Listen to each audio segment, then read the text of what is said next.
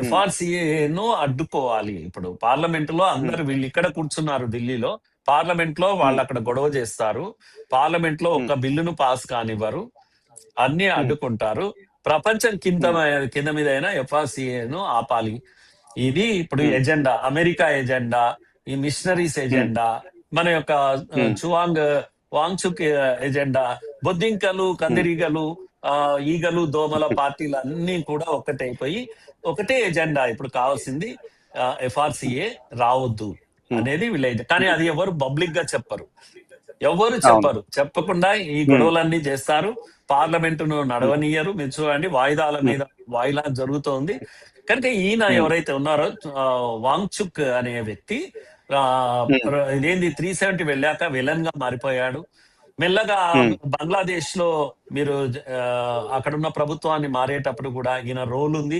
యూనుస్ తో చట్టపట్టలు వేసుకొని తిరిగినటువంటి పాత్ర ఈయనది ఉంది.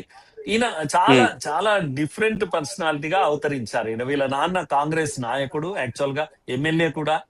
ఈయన నాన్ పొలిటికల్ అంటాడు, కానీ అక్కడున్న జమ్మూ కాశ్మీర్ ఉన్న పార్టీలో అందరితో కలిసి ఉన్నాడు ఇతను. సో ఈయన ఒక్కొక్కటే దీప్కేతో కూడా సంబంధం లేదు ఈయనకు ఎక్కువ, కానీ ఈ యొక్క లెఫ్ట్ ఈకో సిస్టమ్ అందరినీ కలుపుతుంది. దీప్కే ఎప్పుడైతే ఫెయిల్ అయిపోయింది దీప్కే, అప్పుడు దోమల పార్టీని, ఈగల పార్టీని, బొద్దింకల పార్టీని కూడా దీనికి కలిపి ఇప్పుడు అన్నా హజారే టైప్ లో వాంగ్చుక్ దీక్ష చేస్తాడు. కేజ్రీవాల్ రోల్లోనేమో దీప్కే నిర్వహిస్తాడు. ఇది కొత్త అవతారము, వీళ్ళు చేస్తున్నటువంటి పెద్ద ప్రయోగము. ఈ దేశము అన్ని అబ్జర్వ్ చేస్తుంది. నాకు విశ్వాసం ఏంటంటే ఇవన్నీ ఫెయిల్ అయిపోతాయి అనేది నా విశ్వాసం. రాహుల్ గాంధీ గారు మాయమైపోతారు. మీరు ఎప్పుడైనా లాస్ట్ 10 years లో చూడండి, ఆయన దేశంలో లేకుండా వెళ్ళిపోతాడు. ఎక్కడికి వెళ్తారో ఎవరికి దేశానికి తెలియదు. ఆ మందుగుండు సామాగ్రి తయారవుతుంది. ఈసారి ప్రదర్శన ఎట్లా ఉండాలి ఢిల్లీలో? కనుక మీటింగ్స్ అన్ని, ఏ మీటింగ్స్ అయినా కూడా అడ్డుకోవడము, హంగామా చేయడము, ప్రదర్శన చేయడము, గాజా యుద్ధం గురించి మన స్టాండ్ ఏముండాలి, అక్కడ యూదుల పక్షం నిలబడాలనా లేకపోతే వీళ్ళ పక్షం, ఇవన్నీ ఎక్కడి విషయాలన్నీ తీసుకొచ్చి ఇక్కడ లోక్సభలో చేసేటువంటి అవతారాలన్నీ మనం చూసాం ఇంతవరకు. ఈసారి కూడా మాయమైపోయాడు, మళ్ళీ వచ్చాడు. కరెక్ట్ గా 2 రోజుల ముందు వచ్చాడు. వచ్చే లోపే గ్రౌండ్ తయారైపోయింది. అక్కడ నుంచే గ్రౌండ్ తయారైపోయింది. మీరు చెప్పినట్టుగానే ఇక్కడ ఎజెండా పేరు నీట్, గాని అక్కడ వచ్చిన వాళ్ళంతా కన్ఫ్యూజ్డ్ గా ఉన్నారు. అందరు కూడా నీట్ అనే సబ్జెక్ట్ ఎవరికి తెలియదు. అక్కడ ఉన్న వాళ్ళు మీరు ఎవరన్నా అడగండి, పాపం తెలియక వచ్చిన తల్లిదండ్రులు వాళ్ళు, ఇది మా పిల్లల ఆక్రోశం ఇది అని వచ్చి ఆ విధంగా పాపం మా సమస్య కాకుండా అన్ని అరుస్తున్నారని చెప్పేసి ఆమె కోపం వచ్చి ఇంకు సిరా చల్లింది. ఇవన్నీ జరిగినాయి. కనుక నేనేమంటున్నా అంటే, ఒక ప్రకాష్ రాజ్ పిల్లలు గాని తాను గాని పరీక్ష రాస్తున్నాడా? ఒక అరుంధతి రాయ్ 70 ఏళ్ల ముసలావిడ, ఆమె పరీక్ష రాస్తుందా? పిల్లలు పరీక్ష రాస్తున్నారా? లేకపోతే యోగేంద్ర యాదవ్ పిల్లలు ఎవరైనా పరీక్ష రాస్తారా? కాదు. ఎప్పుడు మీరు ఈ సమస్య ఏదైనా ఉండండి, సమస్యను లీడ్ చేసి పక్కలో ఉండి ఓనమాలు పెట్టించే వాళ్ళందరూ వీళ్ళే ఉంటారు.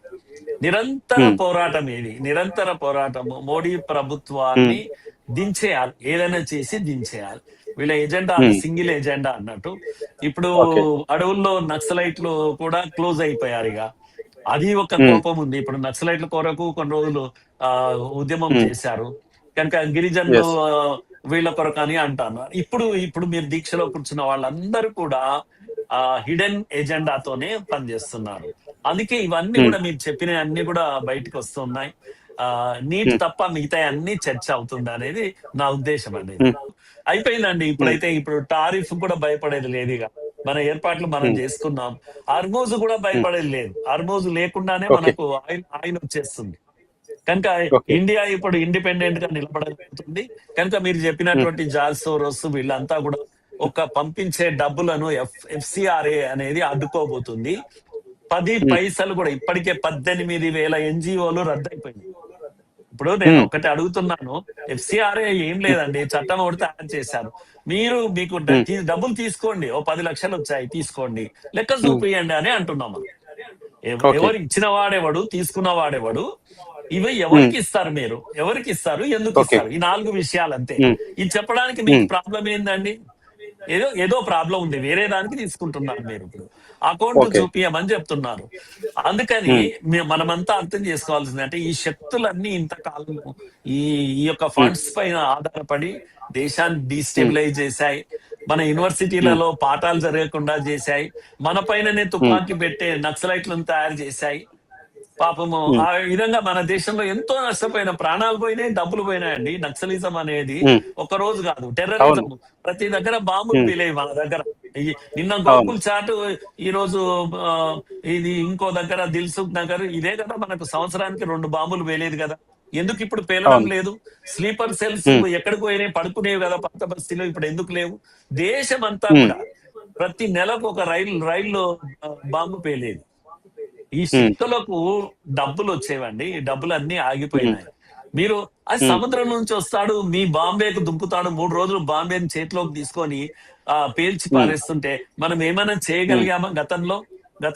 హ్మ్. అందుకని అందుకని ఇప్పుడు మనం భారతీయ ప్రజలు, భారతదేశం ఉన్న ప్రజలందరూ అర్థం చేసుకోవాలి. మనము హ్మ్. చాలా సేఫ్ హ్యాండ్స్ లో ఉన్నాం ఇప్పుడు. ఎవడంటే వాడు హ్మ్. వచ్చి బాంబులు పెట్టేసి మన దేవాలయాల కాడ పెట్టేసి మనం చంపేసి పోయేంత స్థితి, హ్మ్. అంత దీనమైన స్థితి భారతదేశంలో లేదు. తర్వాత హ్మ్. ఎప్పుడంటే అప్పుడు టెర్రరిస్టులు పంపేసి చేస్తా అంటే మళ్ళా బాంబింగ్ హ్మ్. చేస్తాము, మళ్ళా స్ట్రైక్ చేస్తాము, మనం యుద్ధం చేస్తాము ఇప్పుడు. ఒక్క హ్మ్. ఒక్క ఒక్క బాంబు డైరెక్ట్ గా మనము కిరాణా హిల్స్ పైన వేసాం. కిరాణా హిల్స్ అంటే హ్మ్. అణు ఆయుధాలు ఉన్న, హ్మ్. పాకిస్తాన్ అణు ఆయుధాలు ఉన్న గేట్ దగ్గర బాంబు వేసాం. హ్మ్. అమెరికా హ్మ్. వణికిపోయింది, ఎందుకంటే అది అమెరికా కంట్రోల్లో ఉంటుంది. దాంతో ఓకే. అమెరికాకి ఏం చెప్పామంటే, మేము కావాలంటే ఎక్కడ కొడతాము చూడండి మీరు, ఎక్కడ హ్మ్. కొట్టాలనుకుంటే అక్కడనే కొడతాం అని చెప్పాం. హ్మ్. ఇది ఇప్పుడు హ్మ్. ఇప్పటి నయా భారత్ యొక్క బలం వేరే, హ్మ్. శక్తి వేరే. హ్మ్. ఇవన్నీ హ్మ్. ఇవన్నీ ఉడత ఉడత ఊపులు అని అంటారు. వీళ్ళు చేయగలిగింది ఓకే. ఏమీ లేదు. వీళ్ళ మనుషులు ఇక్కడ హ్మ్. కూడా ఉంటారు, మన మీడియాలో కూడా మాట్లాడుతూ హ్మ్. ఉంటారు. ప్రపంచం అంతా హ్మ్. తిరగబడుతున్నారు. యువత అంటేనే తిరగబడే వాళ్ళు, అర్థం పర్థం హ్మ్. లేకుండా తిరగబడతారు అనేటువంటి ఒక హ్మ్. ఆలోచనలో ఉన్న వాళ్ళు వీళ్ళంతా. అంతా హ్మ్. తిరగబడుతుంటే భారతదేశంలో ఎందుకు తిరగబడడం లేదు? కనుక మేము దీన్ని హ్మ్. ఇంకొక నేపాల్ చేస్తామని నిన్న ఒక నినాదాలు ఇచ్చారు. మీరు అన్నది కరెక్ట్ అది. నిన్న అవును. ఉద్యమంలో విల్ మేక్ ఇట్ హ్మ్. అనదర్ నేపాల్ అని ఒకడు ఏం కావాలి మీకు? ఏం కావాలి? హ్మ్. ఇంకో నేపాల్ చేస్తారా? ఇంకో బంగ్లాదేశ్ హ్మ్. చేస్తారా? బంగ్లాదేశ్ హ్మ్. లో ఏం జరిగింది? యూనిస్ అనే పప్పెట్ అమెరికా నుంచి వచ్చి పడ్డాడు కదా. ఇరా మీకు హ్మ్. కావాల్సింది ఇది. మోడల్ ఏంది అంటే అమెరికా ఎప్పుడైతే నా హ్మ్. మాట వినని ప్రభుత్వం ఉందో తొలగించి తన హ్మ్. పప్పెట్ ను ఆడ పెడతది. యూనిస్ లాంటి వాడిని ఓకే. తెచ్చి ఇక్కడ కూడా పెడతది. ఇది మనకు కావాలన్నా? హ్మ్. మనకు హ్మ్. ఆత్మాభిమానం లేదా? ఆత్మగౌరవం లేదా? మన సువిశాల హ్మ్. దేశం. అందుకే నేనేమంటున్నా అంటే జెన్జీ అంటే హ్మ్. అర్థం పర్థం లేని తిరుగుబాట్లు చేసేవాళ్ళు, పిచ్చోళ్ళు హ్మ్. అని వీళ్ళు అనుకుంటున్నారు. హ్మ్. భారతదేశంలో యువత ఓకే. అలా అలా లేరండి. ఇప్పుడు హ్మ్. భారతదేశంలో చాలా భజన క్లబ్స్ అని ఈ రోజుల్లో ఫ్యాషన్ అయిపోయింది. మీరు హ్మ్. ఇస్కాన్ మూవ్‌మెంట్ చూసినట్టయితే యూత్ అంతా కూడా హ్మ్. అమెరికాలో కూడా అమెరికన్స్ కూడా డాన్స్ చేస్తుంటారు భజనలో. ఇది జెన్‌జీ, అవును. చాలా డిఫరెంట్ జెన్‌జీ, భారతదేశం యొక్క జెన్‌జీ. ఊరికే హ్మ్. పిచ్చోళ్ళలాగా దేనికంటే దానికి తిరగబడే వాళ్ళు కాదు. ఒక్కసారి ఇక్కడ హ్మ్. భారతదేశంలో మొదటిసారి స్కై ఓపెన్ చేశారు మోడీ గారు. ఆ! హ్మ్. స్కై రూట్ అని చెప్పేసి ఒక కంపెనీ, 30 ఏళ్ల కుర్రాళ్ళు, హైదరాబాద్ కుర్రాళ్ళు ఈరోజు అవును. ఆకాశంలోకి పరిగెత్తారు.